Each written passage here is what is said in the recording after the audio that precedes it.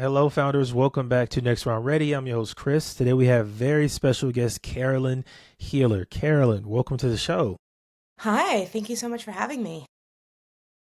So I always like to start off with the foundation, right? If you're a founder, how did you know that what you were doing was the thing you wanted to do? Like I kind of call it founder market fit. Like, how did you know you reached that point? That is such a good question. And it's such a spiritual question as well.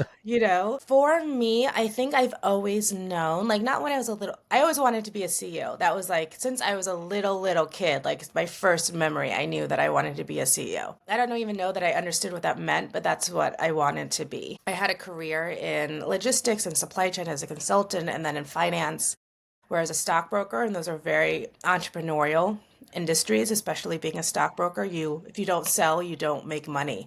You're building your own business under someone else's corporate brand. And that's something that I was always sort of good at. I find risk appealing and engaging and exciting, and anything else is boring and I get disengaged. I was diagnosed with celiac disease, and so that changed my life profoundly when I was 31 years old. So I'd lived a gluten full life up until the age of 31, which is a long time to be able to eat everything. And then all of a sudden, I got the diagnosis, my health was failing, and I had to change my life profoundly and in ways that I didn't really anticipate. You think about gluten, you think about like birthday cake and bagels and bread and pasta.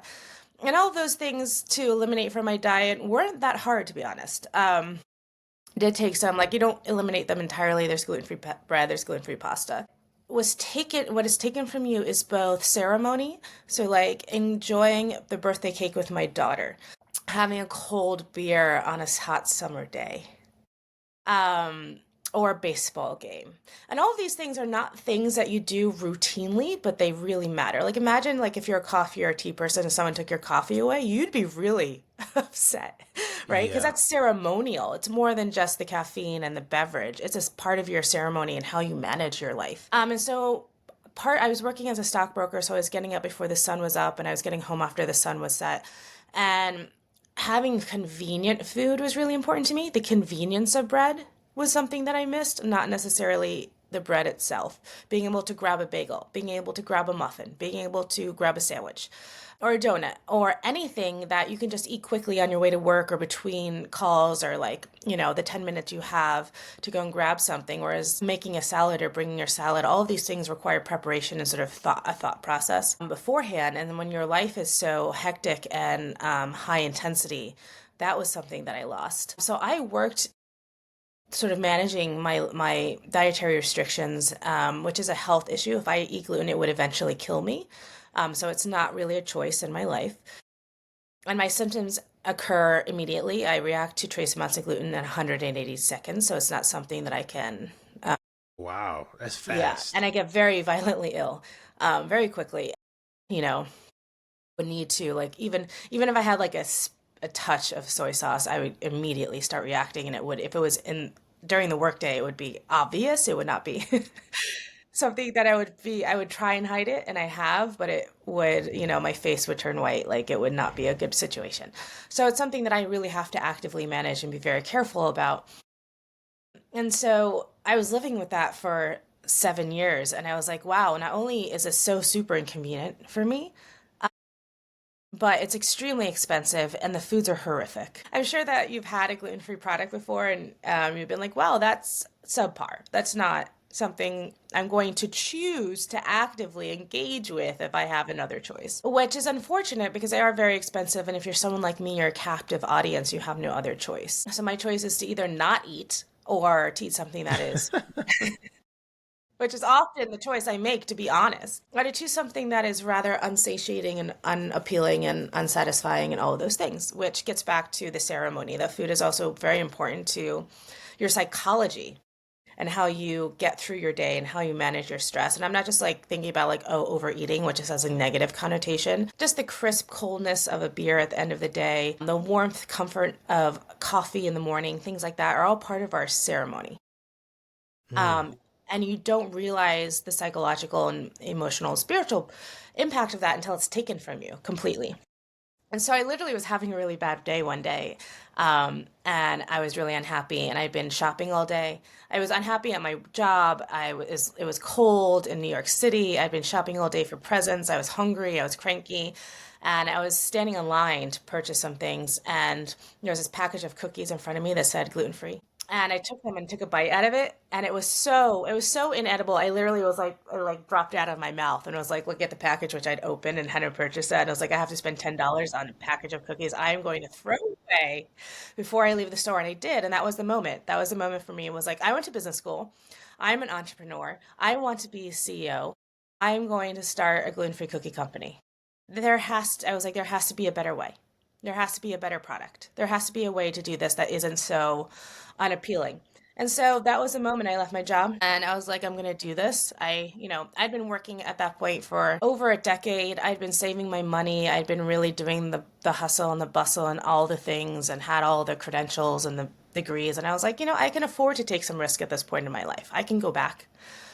And I so your big first gap that you saw was taste. That was like the main Oh, driver. taste, texture, everything. It's not like it's like that is the gap. Like if it doesn't taste good, it's taste, it's texture, it's color, it's the whole thing. I mean, I have a VP of sales who I hired last year after I'd given birth. I was like, I need someone to help me while I'm recovering. I hired a VP of sales. He is not gluten free. He's not vegan. He is not, anything. He's everything. And so I sent him all of my competitors plus my product because he was like, if I'm going to go full time with you, Carolyn, I need to really believe in your product. I was like, no problem. No, I'm not just sending you my cookies. I'm sending you what I have to live with, what my world is. And a lot of these products have been around for decades. Some of them have been around for longer than I've been alive. And I sent them to him, and he was like, oh my gosh, Carolyn, because he never tasted some of them. He's like, some of those products I would not even feed to my dog. And I was like, for real. For real. That's how inedible some of these products are. It's not like, oh, that I don't prefer that. That's not my preference, right? So like there's certain products you like and you don't like and you're like, I obviously have a preference for some things and other things. This is like I wouldn't even give it to my dog as dog food and that's terrible. And it seems like the taste and the texture and just overall customer experience was the biggest problem. So how does it actually work? Like what makes your product Yeah. so different from the competitors? That's a good question, and that's why I love coming on these podcasts. This is something that's very hard to articulate just through my branding and just on my website, because it is very technical and very chemical. Like my background is in finance. I have a degree in economics and statistics, and I'm a very analytical and methodical person. And baking is both those things. It's chemistry and it's calculus, but it's also art.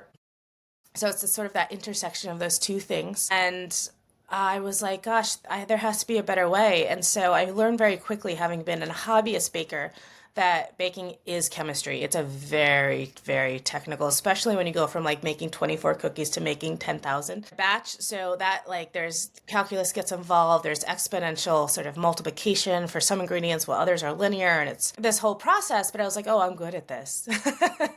I like, I like and I started sort of messing around with it. And when I honed in on and figured out, and I knew this just from being a customer, and where does this come from? I am my target customer, right? So I knew there was a gap in the market. I knew the psychological and emotional and physical impact it was having on me. I know that there's more people out there like me because gluten-free doesn't just impact celiac and gluten intolerance. It's a whole host of anything that causes inflammation, whether it's arthritis or cancer or medications, even ADHD, gluten can impact that. So there's this growing need within our society for things that don't cause inflammation and that are better for you, but no one wants to give up a cookie. No one wants Yeah. to, yeah. Everyone needs a cookie. Everyone deserves a cookie. So I knew in that moment, that was just the right moment. It's sort of like all the things collided. I knew that I was good at managing risk. I knew that I enjoyed it. I knew that I had, some enough reserves so that I could take this risk in my life. I knew that I could come back if I wanted to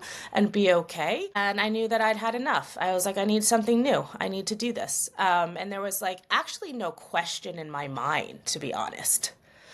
Hmm. I started testing recipes. I figured out that, and I knew this from being gluten-free, that most products use sorghum flour, which is an ancient grain. And they use sorghum flour because it's a combination of flours, usually rice flour, sorghum flour, cornstarch, things like that. But I knew from being part of at the customer, the clientele, the sorghum flour doesn't taste good. It Hmm. actually has a really bitter, acrid aftertaste. And the more some ingredients like Pepsi Cola, we learned this in, or Coca Cola, we learned this in business school. One of the reasons why Coca Cola is around today, and it's nearly like 100 years old, and that's a very long time for a product to be in demand and popular when you think about it, is because you forget the flavor.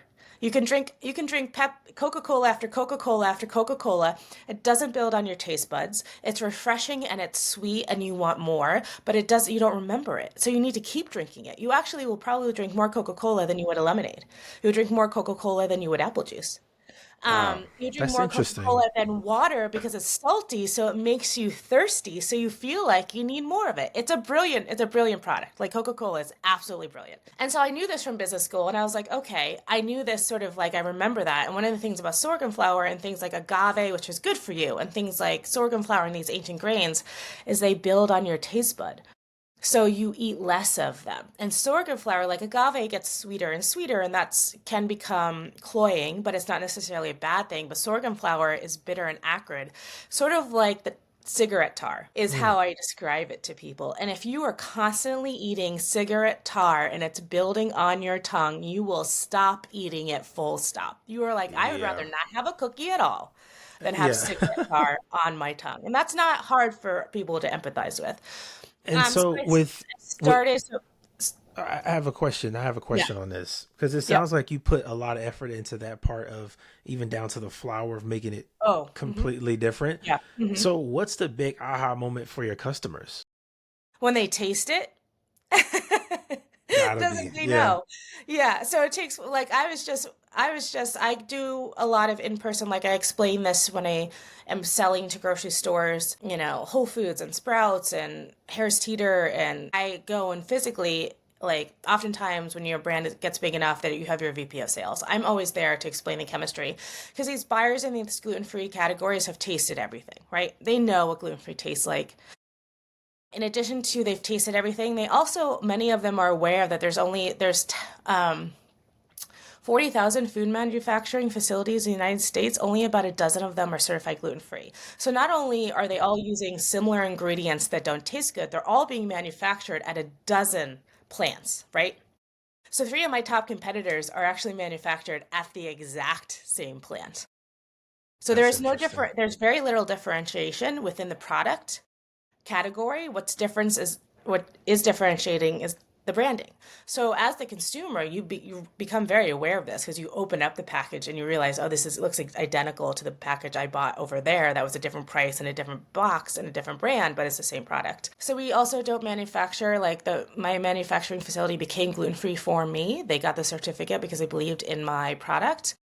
I learned that the flour blend had to be differentiated. It had to not include an ancient grain, so it wouldn't have a bitter aftertaste.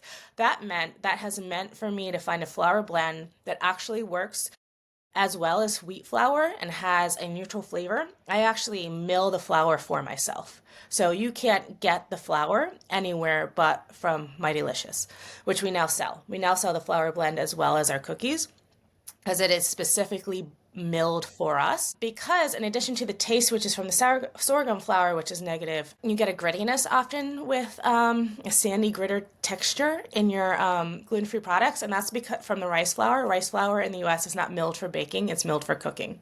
So it's not milled fine enough to actually be used in baking where you need the dough to be able to absorb moisture and homogenize. So we mill our flour to a spec so that it can be used for baking. So when you bite into one of our products, it just looks, tastes, smells, feels like a wheat flour product should. And so I have to tell this to the buyers and they all immediately understand it intellectually and they taste my product and they're like, that's tastes like a cookie, right? And so when That's someone who good. isn't gluten free tastes my product and they're like, I would voluntarily eat that, no problem, no questions asked, they know that it's differentiated. Yeah, that's a win. Okay, okay. Let's talk traction. What's one of the results you've gotten so far, kind of on the business side, that Huh? you're like most proud of? That's such a great question. As an LGBT female, one of my biggest markets is Texas. So, That's for all of my non-American listeners. no shade That to Texas, but I'm not your demographic. Texas is not the demographic we can say across the board for that. That's what I'll say. Not recent, not in the past. Yeah, not recently. And that's I a get big that. state with lots of people and lots of points of view, but yeah, their policies are in my favor. And so outside of that, like what's the momentum like on the business side right now overall? Because I think it has to be good if you're selling the flour for the cookies you're making, right? Yeah, yeah, yeah. No, it's good. So we started with three flavors, and I mean the story. I went to business school at Yale, and one of the founders is Barry Nailbuff, and he was my professor when I was there, and he's still a professor there. And so I learned all about their story, and they sort of tell the story about taking a Snapple bottle and putting a label on the front, and then filling it with their tea and walking into a Whole Foods. Of course, this is a long time ago now, and Whole Foods was not owned by Amazon, and Whole Foods wasn't this major, large national grocery store. Times were different, but I was like, okay, I can do that. So I baked some cookies. I came up with some cookies in my studio apartment, and I had like a tiny, tiny 24-inch oven, and my cookie trays were like the size of like a toaster oven.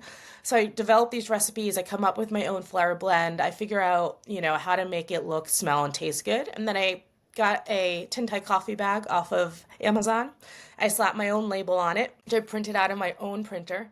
Walked into the Whole Foods. I live on the Upper East Side, so there's a Whole Foods on 86th Street. And I walked in there and I was like, I'm looking for some feedback on my cookies to the woman at the information booth. She was like, oh, talk to Chris in the bakery section. And so I'm just thinking, this is a prototype. I'm looking for feedback on my prototype. That's the normal sort of business Yeah, development yeah. process. R&D. I'm doing R&D at this point. And I walk in and I go, Chris, and he's behind the case. He's like, yeah. I was like, I make gluten-free cookies. He was like, okay, great. Can I taste them? And he goes, yeah. And he goes, I'm the team leader here. That's the best gluten-free cookie I've ever tasted. I want you to go down to the Brooklyn Whole Foods and the Union Square Whole Foods. Ask for the team leaders there. We all do the buying for the bakery section. If we all email our regional team, around the same time, we have a forager program. They might onboard you. This was on a Thursday, and I was being onboarded by Monday.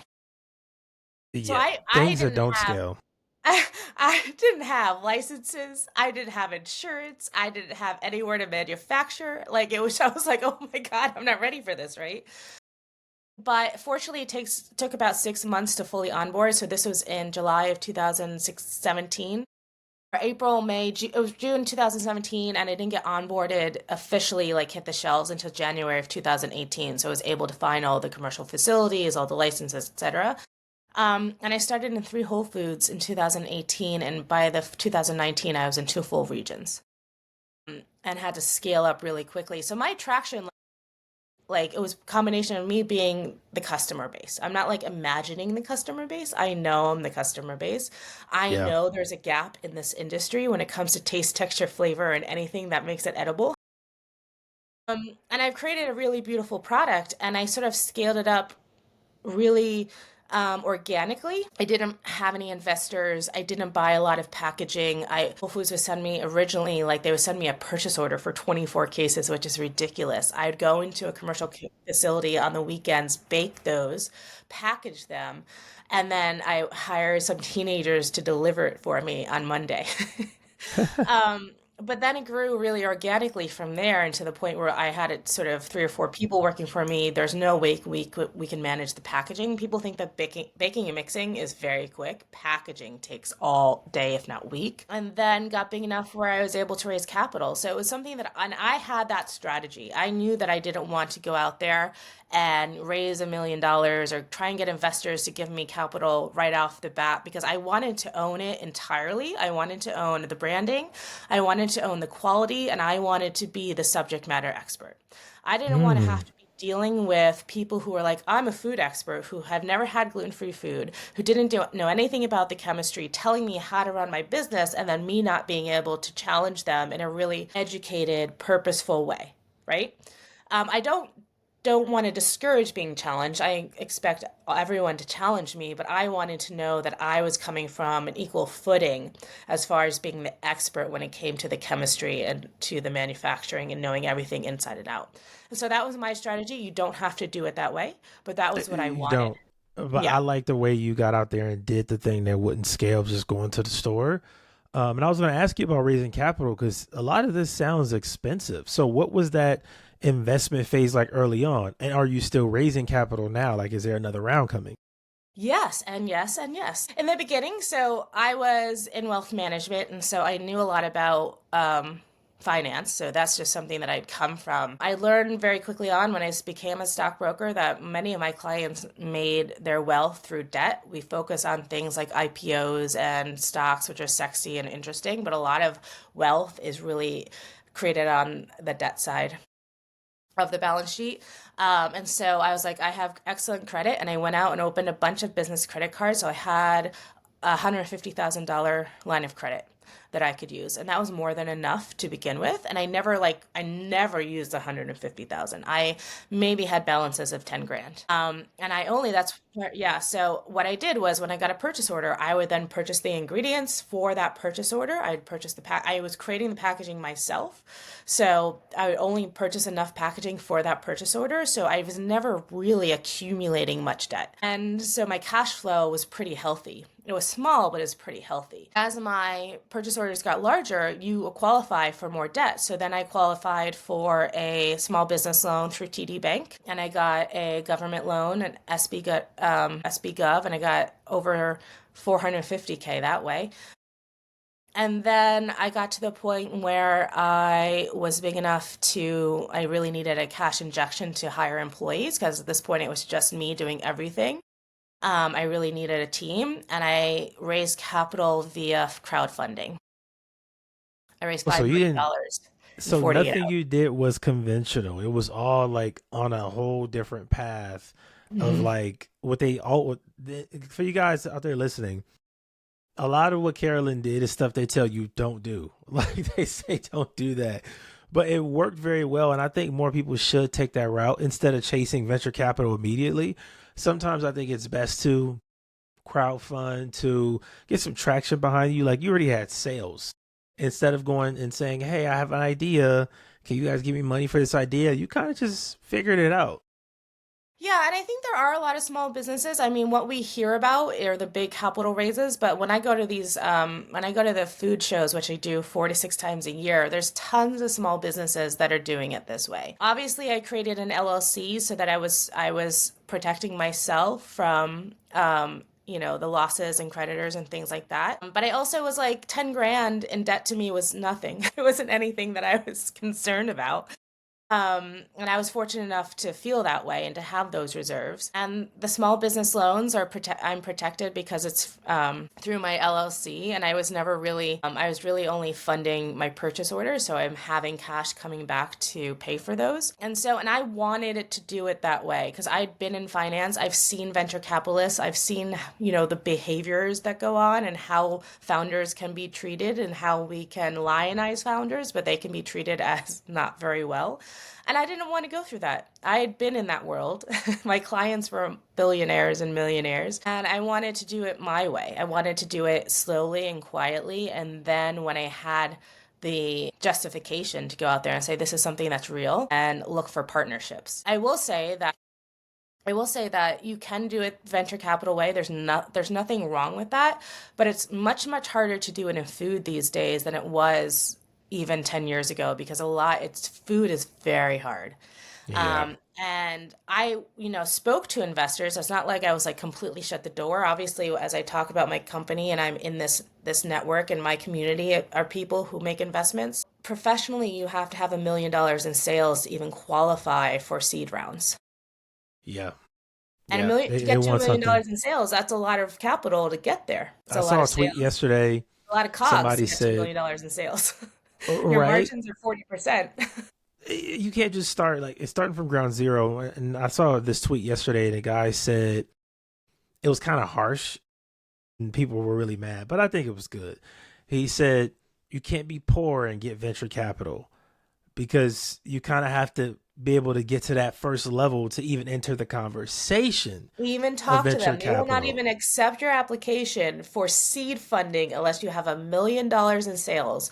Your COGS in the beginning are really compressed because you're not getting operational efficiencies from ordering large quantities because you're just growing. So you're paying highest price for everything, which means your profit margin, if you even have a profit margin, are condensed. So maybe you're getting, so you want to have ideally 50%, 40% is good, but you're talking about 30, 25% margin on revenue of 1 million. Yeah, it takes a lot. So That's $750,000 in cost of goods sold. That's that you are funding. Do you yeah, have, you, I didn't have that. Do you have that? I didn't have that to just throw at a company. and so I got a couple more questions, specifically on the crowdfunding part. Is that how you're raising the next round, like, or are you trying to go venture capital now? With the next round, I'm always open to everything. I've never, you're when you're in this situation, you take money when it's available. So I'm open to loans and debt. I'm open to crowdfunding. I'm open to venture. But I'm at the point now where I'm big enough where I need venture funds because you have to in this industry you have to buy shelf space in order, and they don't tell you, no one tells you this. In order to get onto shelf, you have to give them free fill. So say you get a huge order, it's all for free. Your first order for these big grocery stores is free. They get 2 cases free fill for every location. And that's the cheapest you're going to get. You might be able to negotiate because I'm an LGBT woman-owned business. I might say, how about 1 case free, right? Um, 1 case. That's the best I've been able to negotiate. Many grocery stores actually have fees per store. So the highest can be 15,000, 20,000 per store per SKU. So That can add up. those stores have hundreds of locations. So to get into some of these retailers, it costs to get on shelf is $1.2 million. They are not, once you pay them that, they are not, they don't have to keep you. You can pay them $1.2 million to get on shelf. The sales cannot go well and they can discontinue you in 6 months. Hmm. And so in That's your why venture space, capitalists have realized, oh, wait a minute, that's yeah, because I was horrific. gonna ask, That's how many, horrific. like, have you talked to any VCs that know this, or are you Oh, always yeah, kind of yeah. educating Uh-huh. them? Yeah, yeah. Okay. No, no, no. If they're a food VC, they know this, which is why they're not willing to just be like, "Oh, you make a pretty cookie. I'm gonna give you money." Yeah. Consumer is already harder than like I think tech, because the laws and like the FDA, all that kind of Yeah, stuff. all Like of it. All of it. Yep. it's a lot. So that's interesting. Okay. Yeah, I think you got a really interesting product, some really good brand presentation. I'll make sure I link everything in the show notes, but let's play a game. I love asking my guests this. What's like, because I've done this before. One guy I had on, we talked, it was great. His company was doing very well. We talked a year later, I have him back on the show, and he went from zero to over 140 million under management on his platform. So I love having these like, what's the big picture for the next year? So in 2026, when we talk again, you can say, yeah, I accomplished that goal. I did this or that. Like, what's the big vision for the company for the next year, 3 years, or 5 years? Yeah, for next year, our target is to get into like a very large national retailer like Sprouts, but not like, and I've been in Whole Foods, but I've been in regionally. So to get a national distribution in a national retailer like Sprouts or Whole Foods or Kroger. Our flowers are already in Kroger. We're already doing a end cap with Sprouts, so all of these, but my target is to get a permanent placement. That will set me up to qualify for the seed round funding for Mondelez. Hey, I like it. I like it. I'm gonna hold you to that. I like to keep up with all the founders I interview just to see how the progress is going. And yeah, man, I want to thank you for being on the show. Amazing guest. Getting all the details about your company and your story is really interesting. Where can people go and try the Yeah. cookies? Yeah, so you can go to Mightylicious.com. We ship nationwide. Shipping is free if you buy 3 bags or more. You can find us on Amazon, of course.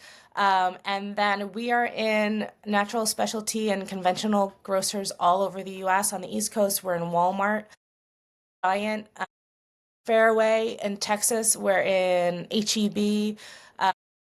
we are in thousands of natural specialty stores, so you can look for us in your grocery store. I say this to everyone. I want everyone to know that if you can't find a product you like, doesn't matter if my product or anyone else's in your grocery store, always ask for it. Just say, "Can I talk to the manager? I'm looking for a product." All of that, if you all of that information, if so people come in and they're looking for something, they can't find it, that information will eventually go up the chain and they will eventually stock it. That's how the system works. Because if you're not finding it in their grocery store, you're going to buy it on Amazon, and Amazon is their biggest competitor. And they know that. So they want to know what you're looking for. And if they can, and if enough people ask for the same product, they will stock it. And I've had people to say that to me. You're the third person who's asked that this month. They take note of that. So always ask for things. Just politely say, "Hey, I buy this all the time. Are you ever considering stocking it?"